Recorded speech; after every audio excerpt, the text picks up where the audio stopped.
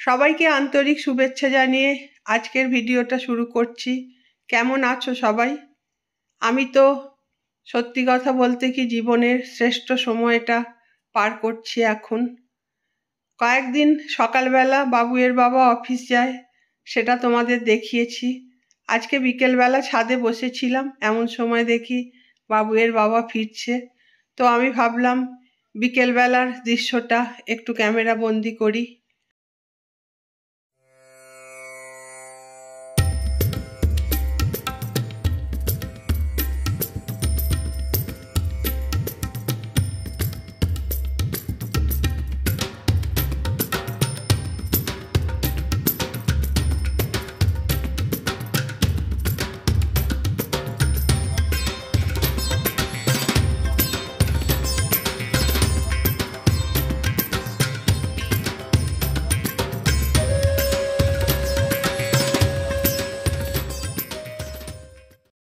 আমি গ্রাম ভালোবাসি, তাই বাবুয়ের বাবা অনেক গ্রামেই জমির খোঁজ করতে করতে আমরা শান্তিনিকেতনে এই জায়গাটা পেয়েছি। আগেও এটা আমি বলেছি, শান্তিনিকেতনে জায়গা কিনবো বলে কিন্তু আমরা এখানে জায়গা কিনিনি। কিন্তু এসে দেখে সত্যি শান্তিনিকেতনে বিভোর হয়ে যাচ্ছি রূপ দেখে। আমি ভাবি, আমি সাধারণ মানুষ, আমারই যদি এই দশা হয় তো শিল্পীদের কি না অবস্থা হয় শান্তিনিকেতনকে নিয়ে। এই জন্যেই বোধহয় এত মাতামাতি, লোক বোধহয় এই জন্যেই শান্তিনিকেতনের নামে পাগল। প্রতিটি সময় সময় যেন প্রকৃতি তার রূপ বদলে ফেলছে। আমার মনে হয় তো যেন শুধু ক্যামেরাই করে যাই, কিন্তু সেটা সম্ভব নয়। তাই আমার ভালো লাগাটা আমি যতটা পাচ্ছি প্রকাশ করছি। এই যে 9:30 পর্যন্ত এ ঘুমোয়। এই যে আমার ছেলে, এ হলো আমার ছেলে। 9:30 পর্যন্ত পাতামণি শুধু কাজ করে, ভোর থেকে উঠে কাজ করে মেয়েটা, আর ছেলেটা পড়ে পড়ে ঘুমোয়।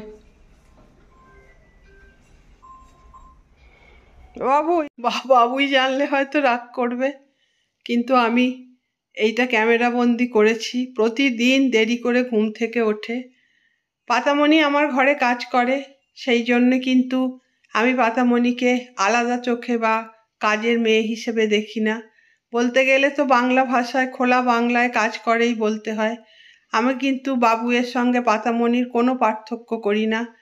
আমি ভাবি আমার যদি একটা মেয়ে থাকতো, সেও তো আমাকে একটু সাহায্য করতো, সেটাই পাতামণি করছে। ওর জায়গায় যদি অন্য কেউ থাকতো, যখন থেকেছে অন্য অন্য লোক, আমরা কিন্তু তাদেরকে আমাদের ঘরের সদস্য হিসেবেই দেখেছি। আর একটু রান্না দেখিয়ে দিচ্ছি, কেননা তোমরা ভাববে হয়তো গাছপালা আর প্রকৃতি নিয়েই আমি ডুবে আছি।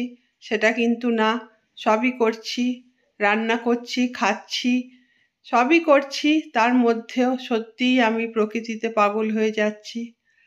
গাছপালা আমি ভীষণই ভালোবাসি, তোমরা এতদিনে সেটা বুঝে গেছো। আমরা যখন সোদপুর থেকে শান্তিনিকেতনের বাড়িতে আসব, বিশ্বাস করবে না, রাতের পর রাত আমি ঘুমোতে পারতাম না। জামা কাপড়, ফার্নিচার, সোনা গয়না, সেগুলো কিভাবে আনবো আমি কোনোদিনও ভাবিনি। শুধু ভাবতাম আমার এক ছাদ গাছ আমি কি করে গুছিয়ে এদেরকে নিয়ে যাব। এদেরকে ছাড়া, একটা গাছকে ছাড়া আমি থাকতে পারবো না। ঈশ্বরের কাছে অশেষ কৃতজ্ঞ আমি। জীবনে আমি যে দুটো মানুষ আমার ভীষণ কাছের, সেই দুটো মানুষ আমাকে প্রচণ্ড বোঝে, আমার ভালোবাসাকে শ্রদ্ধা করে, সম্মান করে। বাবুই আর বাবুয়ের বাবা, ওরা শুধু আমাকে সান্ত্বনা দিত, ঠিক নিয়ে যাব, কোনো তুমি চিন্তা করো না। কিন্তু আমার চিন্তাটা সত্যি থেকেই যেত। আর তারপরে সত্যি প্রতিটা গাছ, দু একটা গাছ খুব বড় ছিল বলে আনতে পারিনি। সব জিনিস ওরা ঠিকঠাক করে আমায় সত্যিই এনে দিয়েছে। আসলে আমি ভীষণই আত্মমগ্ন মানুষ, গাছপালা নিয়েই থাকতে ভালোবাসি। কোথায় কি হচ্ছে, কার কি হলো, এত কিছু নিয়ে আমি কোনো দিনই মাথা ঘামাইনি। আমার জীবনটা নিয়ে আমি ভীষণ আনন্দে আছি। আসলে নিজেকে নিয়ে, নিজের জীবন নিয়ে যে আনন্দে থাকে তার পরের দিকে তাকানোর সময়ও হয় না, ইচ্ছেও হয় না। কিন্তু যে মানুষ নিজেকে নিয়ে খুশি নয়, নিজেরটা নিয়ে খুশি নয়, সে সবসময় অন্যের দিকে তাকিয়ে থাকে, অন্যের সংসারে কি হচ্ছে, কে কি করছে, এই সব চিন্তাগুলোই তার মাথায় কাজ করে। এরম যখনই হয় আমি বুঝে নিই ওই মানুষটা নিজেকে নিয়ে আসলে সুখী নয়, নিজেরটা নিয়ে সুখী নয়।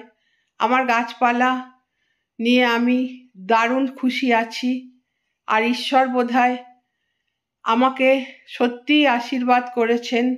আমি নিজের মতো থাকার এরকম একটা জায়গা পেয়েছি। আমি সত্যি বাবুইয়ের কাছে, বাবুইয়ের বাবার কাছে আর ঈশ্বরের কাছে আর কি বলবো, তিনিই তো সব। এখানে দেখো ইমপ্রেশনগুলো বড় হয়ে বুদ্ধদেবকে একদম ঢেকে ফেলেছে প্রায়। পুজো হয়ে গেল, দাঁড়িয়ে দাঁড়িয়ে শুধু দেখি গাছপালাগুলো। যেটুকু সময় পাই তারপরে তো আবার সব কাজকর্মগুলোই সারতে হয়। অপলক দৃষ্টিতে চেয়ে থাকি। হয়তো কিছুদিনের জন্য এখান থেকে আমাদের একটু যেতে হবে, সেগুলো আমি পরে তোমাদের জানাবো যদি ঠিকঠাক কিছু হয়। সত্যি এদেরকে খুব মিস করব। আমি তো প্রায় দিনই হয়তো চলে আসব, এরকমই একটা ব্যাপার। এখন আর শান্তিনিকেতন ছেড়ে থাকা যায় না।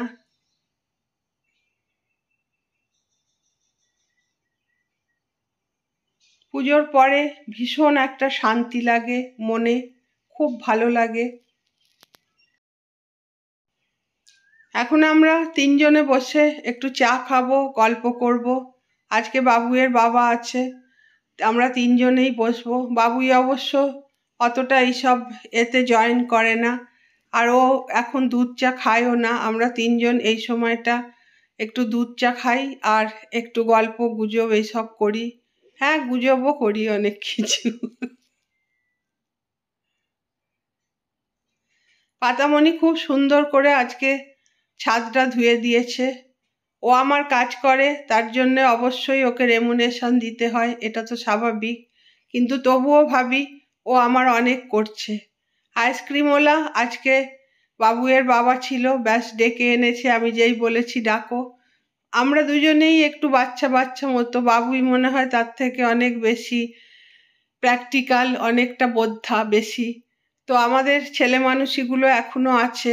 খাওয়াটা বড় কথা নয়, এই যে রং বেরঙের আইসক্রিম কিনবো, ছোটবেলা সেই দৃশ্যটা দেখবো, সেই কথাটা মনে পড়বে। এই টুকটাক আনন্দগুলো স্মৃতি হয়ে থেকে যাবে। গয়নাগাটি, বাসনপত্র, গাড়ি বাড়ি কিছুই নয় জীবনে। আমি আবার আচার করছি। সেদিন সামবাটি গেলাম, 100 টাকা করে আমের কিলো, তো অল্প করেই নিয়ে এসছি। তো পাতামণি আমাকে খুব বকলো, বলল তুমি 100 টাকা করে আম কিনতে গেছো, এখানে আম কেউ নাকি কিনে আচার করে না, মানে আম নাকি কেউ কেনেই না। আমি বললাম ও তাই? তা আমি ভেবেছিলাম একটু কমুক, তারপরে আবার বেশি করে এনে আচার করব। তো পাতামণি বলল, খুব বকলো আমাকে, একদম তুমি কিনতে যাবে না, আমি তোমায় আম এনে দেবো। তা আমি বললাম ঠিক আছে দিস তাহলে, সেই দিয়েই আচার করব।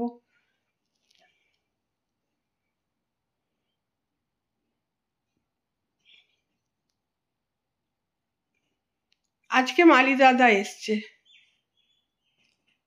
এইসব লোকগুলোকে আমার খুব ভালো লাগে। আসলে যারা গাছকে ভালোবাসে, গাছের সঙ্গে থাকে, সেই মানুষগুলো আমাকে ভীষণভাবে টানে।